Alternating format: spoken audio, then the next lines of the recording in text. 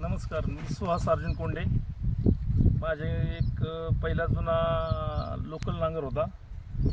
मी एक साधारणतः हा लिमकेनचा ओपल 90 घेतला.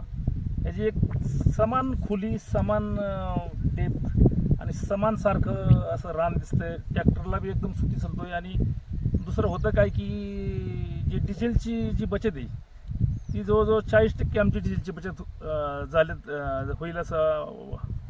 आणि दुसरं असं की जी काम उरकण्याची गती दीडपट काम उरकते. समजा याचं जर 3 तास लागत असले तर हे 2 तासात एक करून होते. त्याला जर 4 तास लागत असले पहिले 2.5-3 तासात एक करून होते.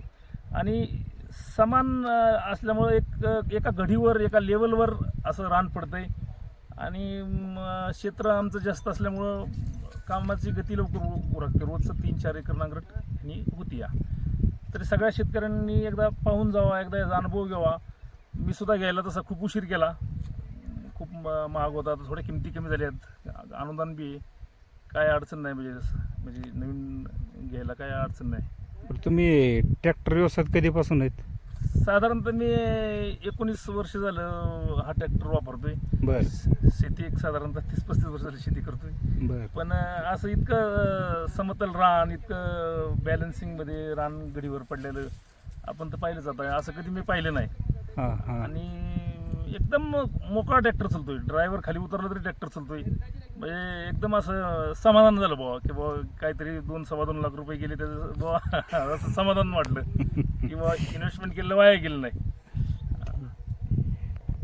तर साहेब, आता एक शेवटचा एक प्रश्न असा आहे की आता मार्केट जर बघितलं आपण ना तर भरपूर काही शेतकरी आहेत की लोकांना अजून तर लिमकिनची किंमत जास्त आहे किंवा मार्केटमध्ये ट्रॅक्टर वापरणारे शेतकरी भरपूर आहेत.